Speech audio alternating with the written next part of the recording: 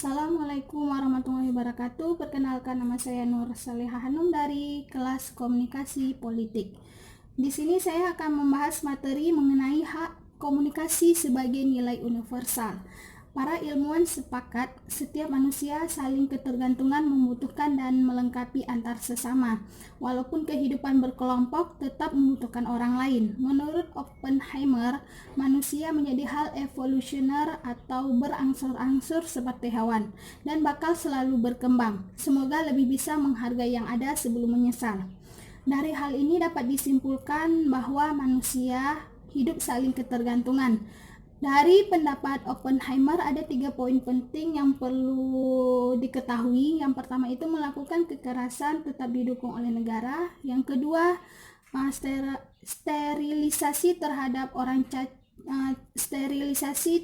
cacat secara paksa. Yang ketiga,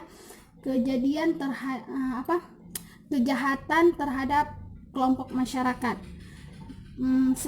Baiklah, kita lanjut ke pembahasan materi yang selanjutnya.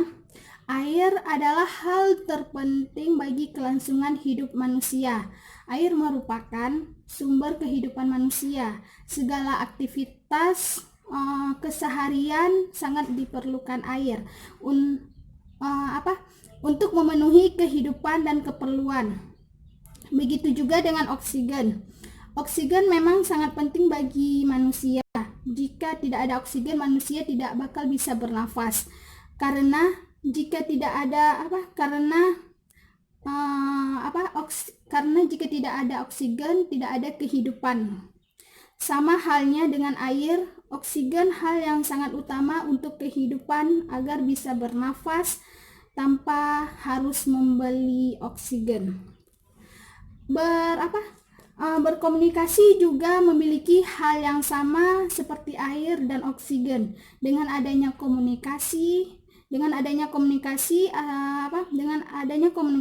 pelanggaran yang dilakukan bisa dimintai pertanggungjawaban atas kejahatan yang telah dilakukan.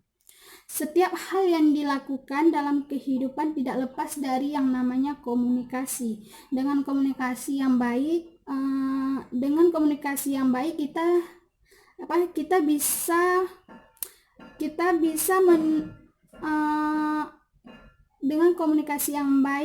kita bisa melakukan hal yang menurut kita baik untuk dilakukan agar tidak ada pembodohan dalam berkomunikasi.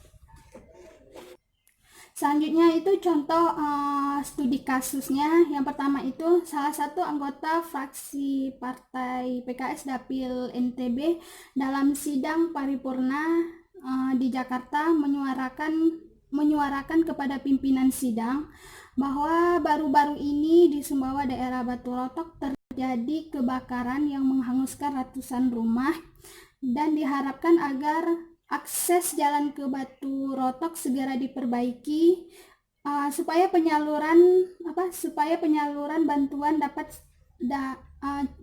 segera disalurkan dan tidak ada keterhambatan.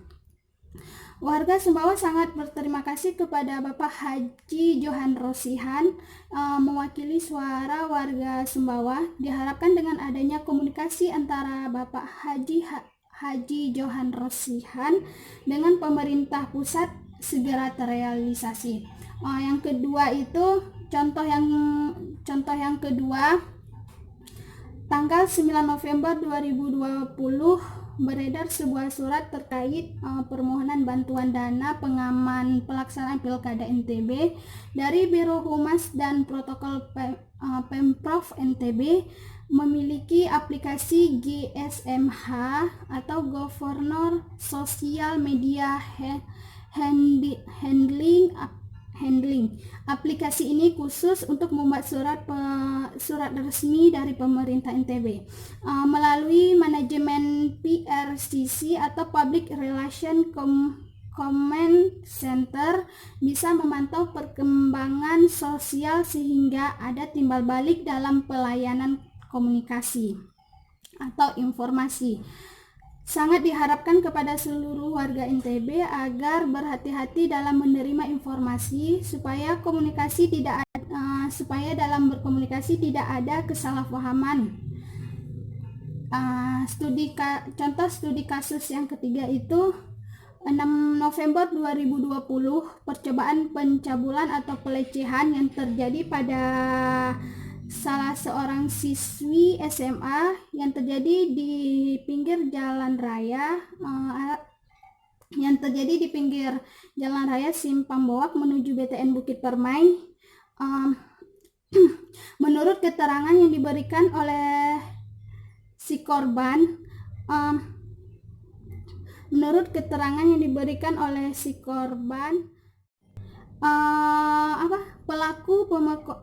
pelaku pelecehan tersebut adalah orang yang tidak dikenal.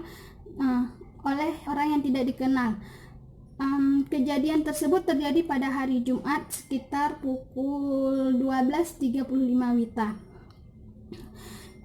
Dengan komunikasi yang baik antara si korban dan saksi, kasus ini telah dilaporkan